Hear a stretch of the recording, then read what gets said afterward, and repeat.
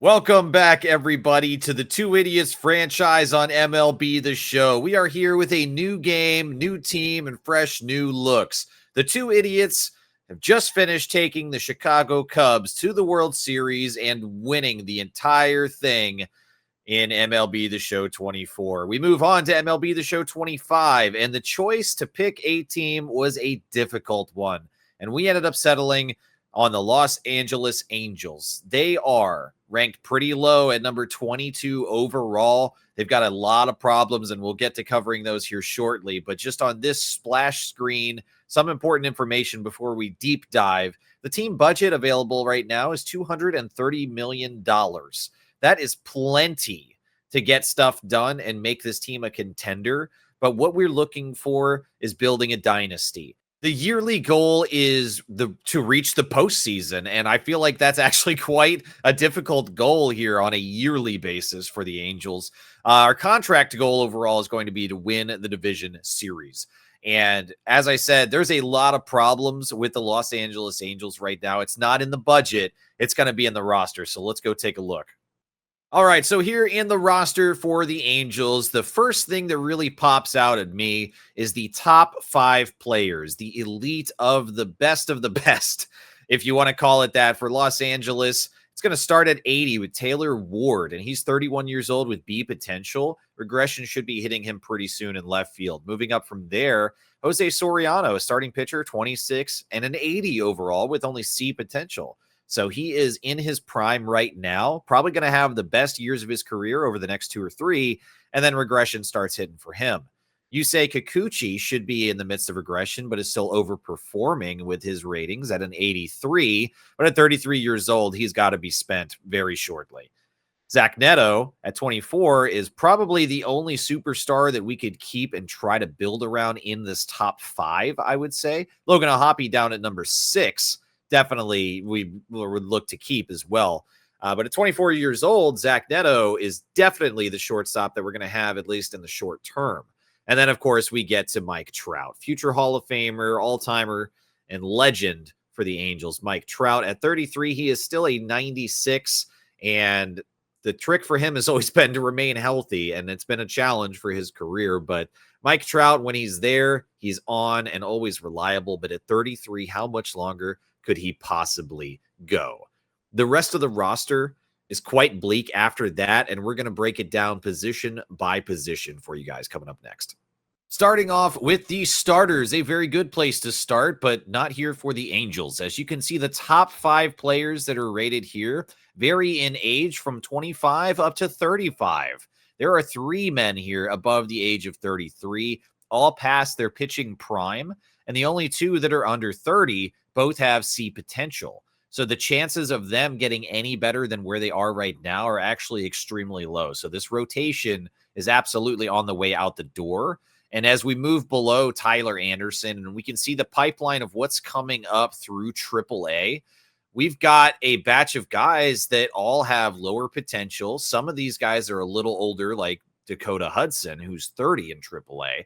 But if we look from 71 overall down to 63 overall, most of these guys have C potential. Like I said, this is not an inspiring group of starting pitchers coming up through the ranks. And so we can identify, even in our first position that we look at here, starting pitchers, that the development pipeline and farm system of the Los Angeles Angels is really struggling. And we'll see more of that in every single position. As we move over into the relievers, you'll see there's a pretty mixed bag. We have MLB ranked players at the top, and we have some AAA guys that are, ranked in the top 10 to top 15. We have a AA guy. But you scroll all the way down the list, and we have MLB level relievers with really low overalls and a few middle-of-the-road potentials. So the relievers are also a really big mixed bag. We'll move on, and hopefully we can build a better bullpen than the Angels have. The Angels roster for the closers is very, very slim and grim, I would say. Kenley Jansen, at 37 years old, is the star closer right now. And his A potential has now fallen by way of regression to bring his overall to a 76. So he is absolutely years beyond his best. His backup, Robert Stevenson in AAA, is a 67 overall with B potential, but at 32, regression has hit him as well. He's only going to get worse. And the only other option is Kenyon Yovan, and he's a closing pitcher in AA, 27 years old and a 52 overall with D potential. Closing is absolutely not a priority for the Angels at this point in time. As we move over into the list of catchers, and we mentioned at the opening, Logan Hoppy, Travis d'Arnaud. After that, the rest of the look for catchers is pretty bleak. We have a lot of D potential. We have a C potential in Darian Lavarde. Down at the bottom, 20 years old, 57 overall, and C potential. Future backup catcher. That's about it.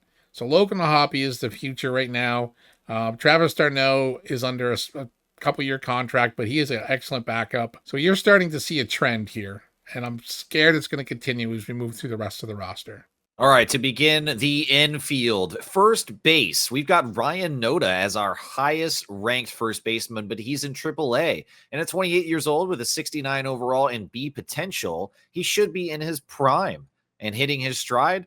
But somehow in AAA, he is still stuck down there. Nolan Shanuel, our old buddy, is the current first baseman for the Angels at 23 years old, 69 overall and B potential. I do feel like he's going to be the guy, and he might be some of this young core that we choose to build around. After that, down in the minor leagues, it just doesn't get better. The D potential, the 50s, as we start seeing overall, there's nobody really coming up. Maybe Matt Coutney at 25 years old, he might get into the mid 60s before regression starts hitting him. So he could be a backup, but he's all the way down in A. There's just not really much developing at first base. As we move along the infield over to second base, it is still bleak looking. I mean, Rengifo is a B potential, 78 overall, 28. He's definitely serviceable for a few more seasons. But you look down on the list, it's like, oh, we got some young guys down in the minors. But unfortunately, the young age ranges does not work out to great overalls and potentials.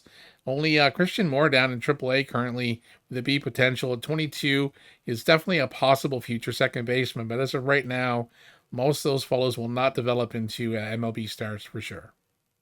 For third base, the hot corner. Right now, we've got Yoan Moncada, and he is 29 years old, 71 overall with C potential. We'll probably get a year or two out of him that are pretty decent, and then regression hits. And then after that, it's going to be a disaster.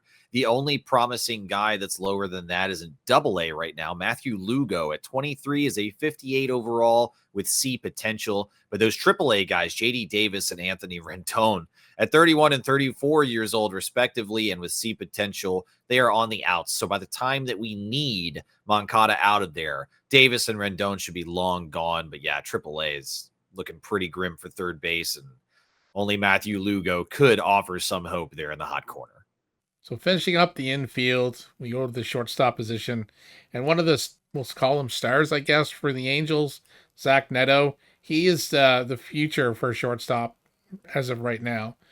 24 years old, 84 overall in the B potential. He's definitely in the prime of his career. But after that, there's not a whole lot to get excited about. There's a few individuals down in AAA, AA, and in single A that do have potentials of C, and they are young, and they do already have overalls in the 60s. So there is a little bit of potential down in the minor league system, but not a whole lot.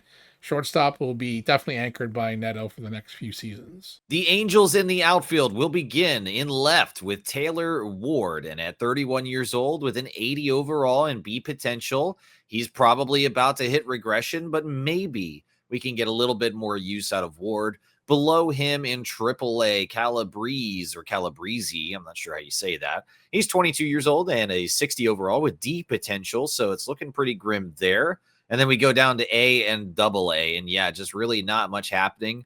Blakely and Ramirez in A ball represent our best hope for a future left fielder in here with C potential, and they're in their low 20s. But left field is looking pretty slim as well, and I think we'll need help before those two can develop. As we move over to center field, the outlook is not the best here either. Joe Adele definitely serviceable in center field, 25, 75 overall and a B potential. He will definitely be patrolling the outfield for us for a few more years. Mickey Moniak at 26, 70 overall and a C potential is definitely a fine backup. As you get down into the minor leagues, there's a few fellas that could, fill in a need. But Nelson Rada at 19, a 61 overall currently, and a C potential is definitely someone that we'll hopefully see in the major leagues as a backup outfielder for sure. We'll see how he develops. But as of right now, center field will be patrolled by Joe Adell. And to finish off the position preview, we start in right field with Mike Trout, of course, the looming giant out in right field. 33 years old, a 96 overall, incredibly still near the very top of his game with a potential. And then behind him, we've got struggling Jorge Soler, who's 33 years old, 76 overall with B potential, and nothing really in the pipeline behind them. A-Ball has a 20-year-old 59 overall with C potential. There is a very slim chance, but he could possibly develop into something, at least an average ball player in a few years. But yeah, right field, it's pretty much Trout or bust. The Angels just don't have anybody else coming. With the positional preview now complete, you all can see how much help the Angels need, and they are going to struggle for years to come. With that in mind, just for those new to the channel, this is a reminder that we are going to be manually controlling all aspects of this team, from setting the lineups and rotations to scouting to hiring staff, roster moves and free agency, contract negotiations. We will be doing it all and to the best of our abilities, which is a pretty low bar for those in the know. All right, so we've broken down the positional problems. We have also, behind the scenes, fired and hired different staff and scouting people. And so we are rebuilding the structure of this team. An important part of that, though, is going to be restructuring the MLB level and the contracts, which we need to free up some budget. We've got guys here that are well past their prime, and this budget screen really, really shows the core of that problem. The top 9 players that our budget is going to are all well into their 30s, facing regression, or are already years past their regression hitting. And so one of the first things that we are going to game plan to do after opening day, which we will watch in full, after opening day, we'll begin to make moves, and probably most of this screen is going to change. And that might be heartbreaking for some diehard Angels fans out there, but I promise you, they need to do it. This team is not going to win a World Series, and I don't think this team is going to reach the playoffs. So hanging on to these guys right now is only wasting time for Los Angeles, as we need to get some trade value out of these guys while we still can and start building up this farm system. Well, after the opening day, it's basically a swan song for a lot of these players. Anybody that is tradable is going to be traded, and it's going to be for prospects. It may be some guys that got like 1 or 2 years of MLB service that are still, though, developing, and a lot of the minor league guys that are holding on to a dream will actually make the show, but they are going to make it on one of the worst teams fielded this year. So if you're sitting back thinking, oh, this is going to be awesome watching Trout hitting bombs all year, sad to say, Trout was just like the first guy going to be traded after day one. Okay, so we've identified positions that need help. We've identified players in the budget that are most likely going to go. And I think between those two pieces of information, Panther and I have agreed that our highest priority positions that we need help with are going to be shown right here on this Set the Trade Block screen.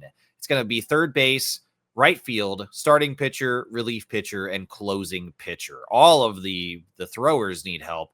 But the hot corner and then right field, I think, are in most dire need as far as regular position players. We are not setting anybody onto the trade block itself, because after our first game of the year, we are going to be aggressively pursuing trades. And so because of that, there's not really going to be any time after we signal to teams, these are the guys we want to trade. Like, we're not waiting on them to come to us. We're going to be seeking them out. And so the trade block for us will remain empty, but we have signaled we need help in these positions.